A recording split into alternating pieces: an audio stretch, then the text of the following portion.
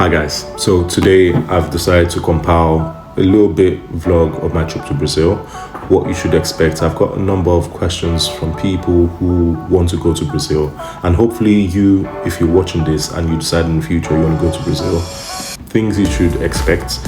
I'll try to make sure this video is not as long as I think it's going to be, but I'll just go straight to the point. What you should expect, what you should see, and what you should go along with. Without much further ado, let us go to the nitty-gritty of this video. First things first, there's this perception of Brazil not being a safe space. I got a lot of questions, I got a lot of concerns, I got a lot of messages from people. Oh, Kes, be careful. There are quite a number of pickpockets in Brazil. Always watch over your shoulder, always check this, check that, hold your bag safe. If I had listened to that, it would have spoiled the essence of my trip.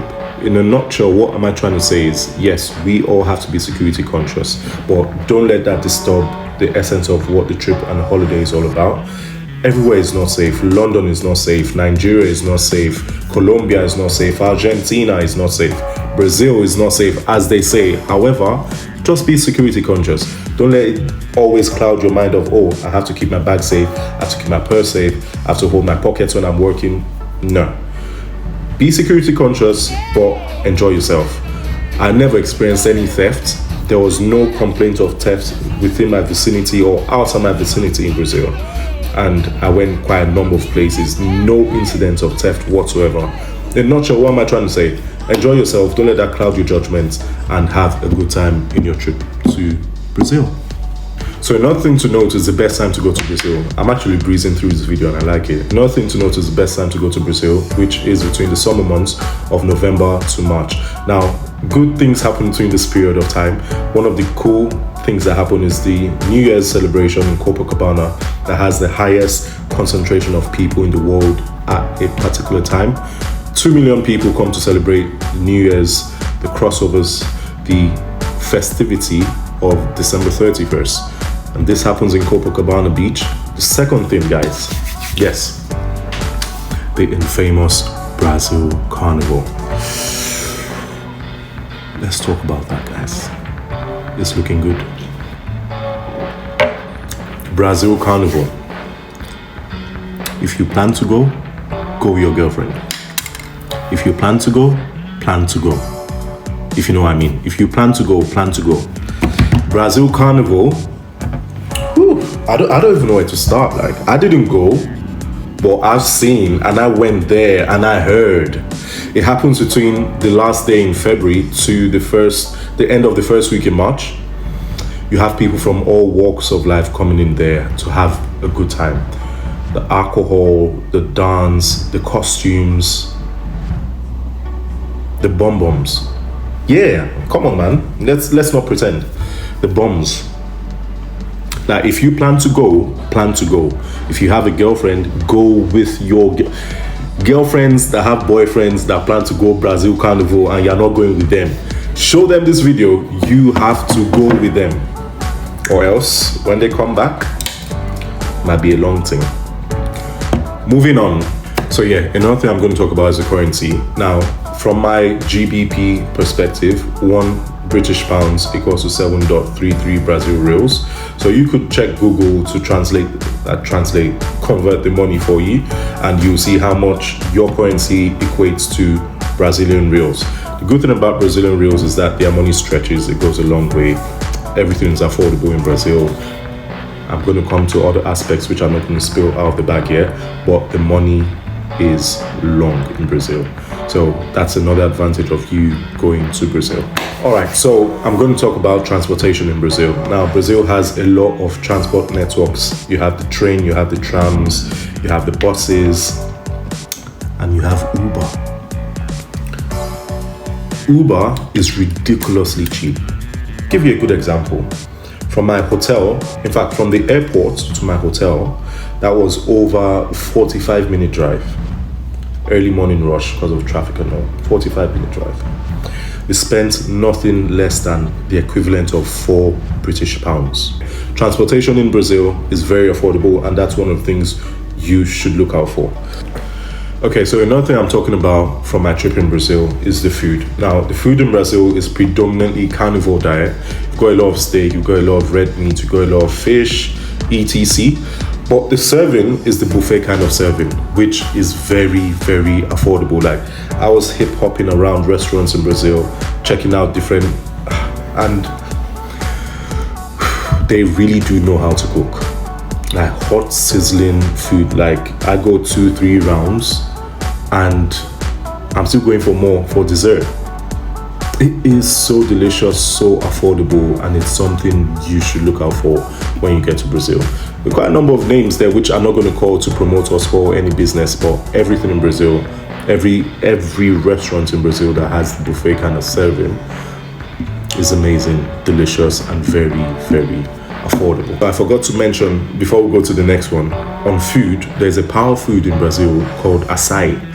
It's spelled ACCAI. Açaí is, it's, I don't know if they use cocoa to make it, but there's just something about it that reminds me of cocoa. It's got some additions, add-ins that come onto it, and it is very satisfying, very energetic, gives you the stamina and strength to go about your activities. It's just like ice cream, yeah, but I don't know. I think when you get there and you test it for yourself, let me know what you think about it.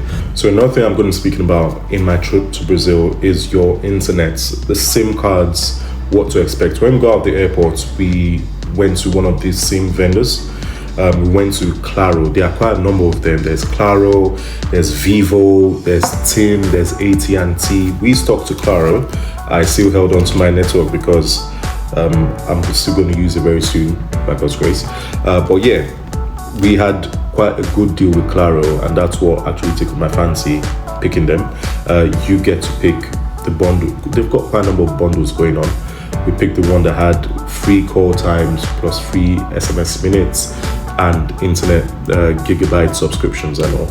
We've got quite a number of them. I stuck to Claro. You could pick whichever one calls out to your attention. Okay, so we've spoken about the perception in Brazil, we've spoken about the weather in Brazil, we've spoken about the currency in Brazil, we've spoken about transportation in Brazil, we've spoken about food in Brazil, we've spoken about the SIM internet providers and all in Brazil.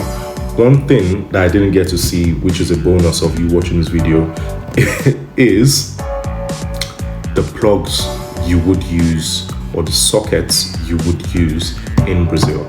Now, in Brazil, there are two types. There's a type C, which is the European plug kind of setting, and there's a type N. Type N has 3 pin mounts. Type C is like this. I don't know if you could see this. This is type C, and this is what you could use in Brazil. I don't know if this helps. So yeah, this would go a long way during your connections in Brazil. If you just, so the socket mounts in Brazil have 2 pins. You plug it to the wall, then you are able to put if you go with your extension, put your 3-mount extension into it, and you could use that to plug your other devices when you get to Brazil. This is actually a game changer. I would say you should buy it before you get to the airport, because the prices at the airports, it's ridiculously expensive. So if I was you, I'll buy this before I get to the airport and save me a lot of money. All right, so let's talk about the beaches in Brazil. Beaches in Brazil, not IT, beaches in Brazil. There are 2 popular beaches in Brazil, beach destinations in Brazil, Ipanema Beach and Copacabana Beach.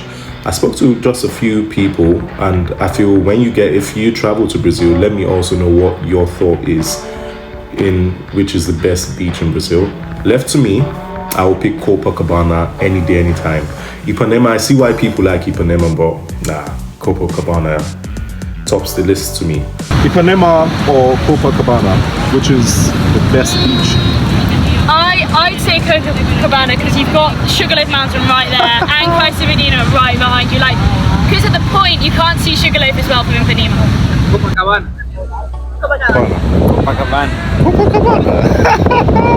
Between Ipanema and Copacabana, what's the best beach? Oh, I have no idea, because I didn't see Ipanema yet. Alright guys, so this next point that I'm about to say is very key and very important before you visit Brazil. you need to learn a little bit of Brazilian Portuguese. It is very important. You've got 80, 85, 90% of people in Brazil that do not understand English. And you're going to look literally very dumb if you're trying to speak English to them and they don't even get what you're saying. You then have to go onto your phone to use the Google Translator, or you quickly go to Duolingo, which doesn't make sense, guys. Tiny Spanish there. How long have you guys been here for? How long? Time. Did you get here? Yes. I am here 2 months. 2 months. Where are you from? I am from Minas Gerais. Is that in Brazil? Yes. Okay. Outer city. Okay. Learn the basics, like you say good morning, bom dia, good morning, good afternoon, boa tarde, good night, boa noite. Things like that, the little basics. Thank you, obrigado. You need to say please, por favor. Different things like that, guys. You need to say bread, pão. You need to say no, nail. You need to say milk, leche. You need to say water, agua. You need to know the basics. Just try. And if you could use those little bits of Brazilian words, they would be able to put 2 and 2 together, and they would be able to understand what you're saying. In a nutshell, guys, just learn Brazilian Portuguese to the best of your advantage. Before you go, I would advise you use Duolingo. And once you're there and you still do not get a lot of what you're saying, or you need to pass a message across to them, please use the Google Translate. It would go a very long way in your communication with Brazilians. Let's talk about the social life. I know you guys have been waiting for this. Yeah, very dramatic, right? Now, in Rio de Janeiro, there's a place or a street called Lapa Street. Now, Lapa Street it's literally a strip or a street that has clubs, strip clubs, bars, etc., if you know what I mean. Cool. Now, Lapa Street is literally every night, every day of the week. But the best place to be on a Tuesday night is a place that they call Pagode de Garagem. Pagode itself is a genre of Brazilian music. Now, Brazil has different genres. They have samba, they have pagode, they have Brazilian funk. They have quite a number of them. They have, is it bossa nova, I believe, one of them. But Brazil has a rich culture of music, and pagode just happens to be one of them. Tuesday nights is the best place to be. You could check out their Instagram page, and it says a lot about that. So yeah, Lapa Street it reminds me of Shoreditch, but it's richer than Shoreditch in the sense of they've got live music, they've got different musics. They also have the European hip hop. Pagode at times play Afrobeats. So it's also something you should look out for, but it's a place to be, guys.